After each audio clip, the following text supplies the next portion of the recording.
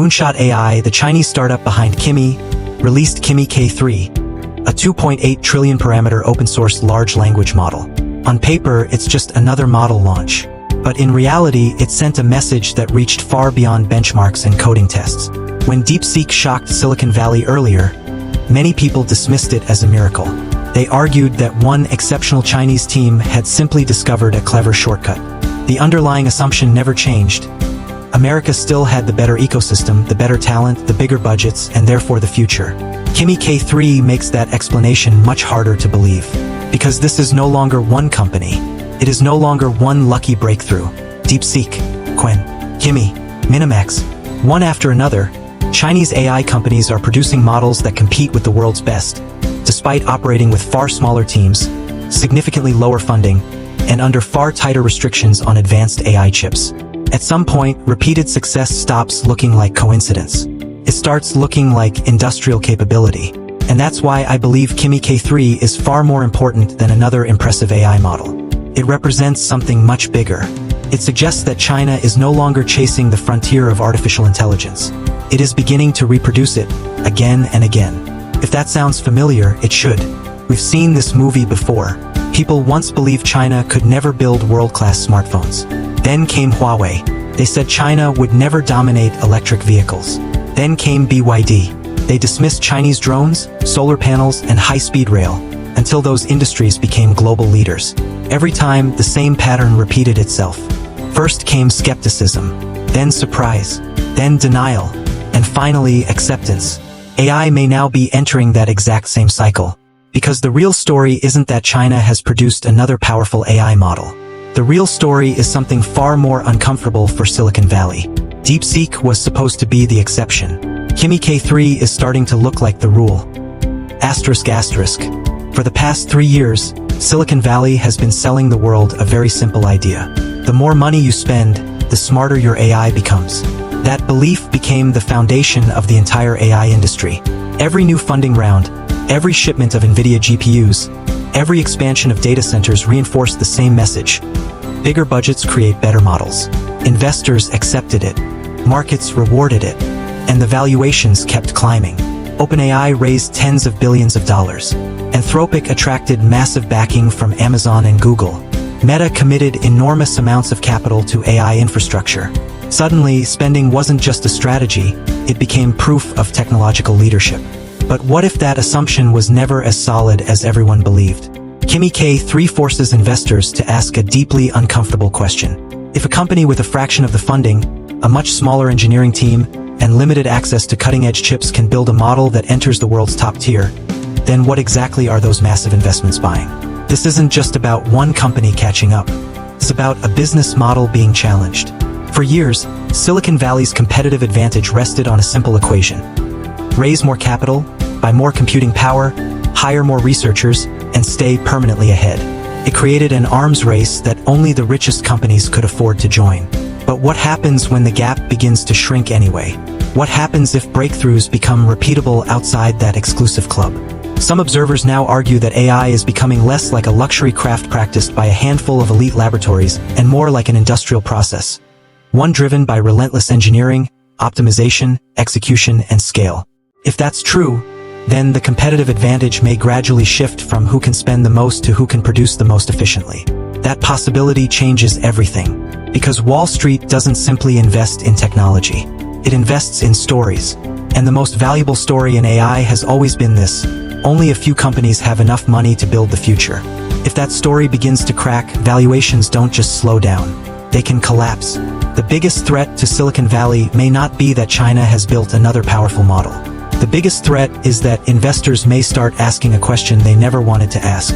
What if we paid too much for something that no longer looks impossible to replicate? For decades, the West believed technological leadership followed a simple formula. The country with the smartest scientists, the biggest research labs, and the deepest pockets would always stay ahead. That logic made perfect sense when innovation depended on a handful of breakthrough discoveries. But AI may be changing the rules. Here's a controversial idea. What if artificial intelligence is no longer behaving like the semiconductor industry? What if it's starting to behave like the automobile industry, or smartphones, or drones, or solar panels? Think about what happened in those industries. The first company to invent the technology wasn't always the company that ended up dominating the global market. In many cases, the real winner wasn't the inventor. It was the country that could industrialize the technology faster, manufacture it cheaper, optimize it more efficiently, and scale it at a speed nobody else could match. That is exactly the pattern many people now see emerging in AI. Silicon Valley still treats AI as an exclusive luxury product. The goal is to build the most powerful model, protect it behind closed doors, charge premium prices, and convince investors that only a handful of companies can ever compete. China appears to be moving in a very different direction. Instead of treating AI like a luxury brand, Chinese companies are increasingly treating it like infrastructure. Models are released faster, costs fall faster, open source adoption spreads faster, competition is relentless. Every new model immediately pushes the next company to improve. Instead of one champion dominating the market, an entire ecosystem keeps raising the standard. This is where the comparison becomes uncomfortable for Silicon Valley. China has spent the last 2 decades building perhaps the world's most efficient industrial ecosystem. It didn't become the global leader in electric vehicles, drones, batteries, or solar panels simply because it invented those technologies first. It won because it became exceptionally good at scaling them. Now imagine that same industrial mindset being applied to artificial intelligence. The question is no longer who invented the most advanced model. The question is who can improve it every month, reduce costs every quarter, deploy it across millions of users, and repeat that process again and again. If AI is entering that stage, then the competition has fundamentally changed. This is no longer just a battle of algorithms. It is becoming a battle of industrial capability. And history suggests that once competition shifts from invention to manufacturing, the global balance of power can change much faster than most people expect. Most people think the battle between China and the United States is about who can build the smartest AI. I think they're asking the wrong question. The real battle isn't over intelligence. It's over economics. For decades, Silicon Valley followed a familiar formula. Build the best product, protect it, charge a premium, recover massive R&D costs, then use those profits to stay ahead. It's the same strategy that worked for enterprise software, cloud computing, and smartphones. OpenAI's business model follows that logic. The more capable its models become, the more users are expected to pay. In theory, that's exactly how a company justifies a valuation worth hundreds of billions of dollars. But China's AI companies appear to be playing a completely different game. Instead of locking their models behind expensive subscriptions, many of them are releasing increasingly capable open-source models or dramatically lowering the cost of access. Some people see this as idealism. Others see something much more strategic. A growing argument is that open source isn't simply about sharing technology. It's about destroying scarcity. Because once powerful AI becomes widely available, pricing power starts to disappear. Developers suddenly have choices. Startups have alternatives. Governments have options. The market becomes harder to monopolize. And that's where things become truly interesting. Some analysts believe China's long-term objective isn't necessarily to make the highest profit from foundation models themselves. Instead, it's to make AI so affordable and so widespread that every downstream industry, from robotics to healthcare, manufacturing, education, finance, and logistics, can build on top of it. In that world, the model isn't the final product. It's the infrastructure. That sounds surprisingly familiar. China didn't dominate global manufacturing by selling the world's most expensive machines. It lowered costs, expanded production, and allowed entire industries to grow around inexpensive infrastructure. Now imagine applying that same strategy to artificial intelligence. Whether that vision succeeds or not remains to be seen. But if AI continues moving toward lower prices, wider access, and increasingly capable open-source ecosystems, then Silicon Valley may face a challenge it has never truly encountered before.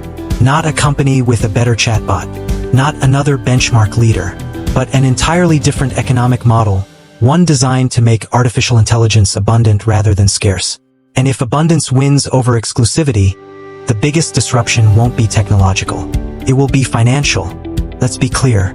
Kimi K3 doesn't mean OpenAI has lost. It doesn't mean Anthropic is finished. And it certainly doesn't mean America is suddenly out of the AI race. That isn't the point. The real question is much bigger. For nearly 80 years, the United States has defined the world's most important technological revolutions. From semiconductors, to personal computers, to the internet, to smartphones, America wasn't just the leader. It wrote the rules. The rest of the world followed. But artificial intelligence may become the first technological revolution where the rules are no longer written by a single country. For the first time, Silicon Valley doesn't just face another competitor. It faces another system.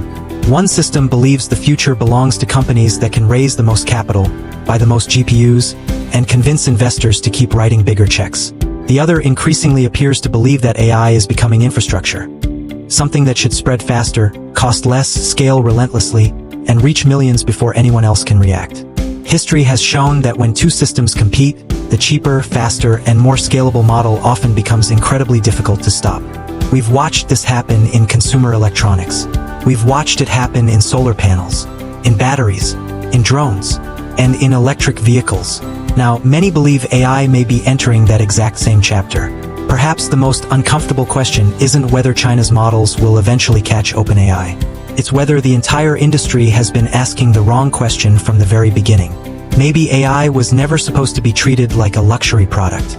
Maybe it was always destined to become electricity, or the internet, or running water, something so fundamental that no single company can afford to control it forever. If that's true, then the biggest competition won't be about building the smartest model. It will be about building the largest ecosystem, because in the end, technologies rarely change the world simply because they're brilliant. They change the world because they're everywhere. And if the next phase of artificial intelligence is defined not by who invents it first, but by who scales it fastest, lowers its cost the most, and puts it into the hands of billions of people, then July 16th may one day be remembered not as the day Kimi K3 challenged OpenAI, but as the day the center of gravity in artificial intelligence quietly began to shift.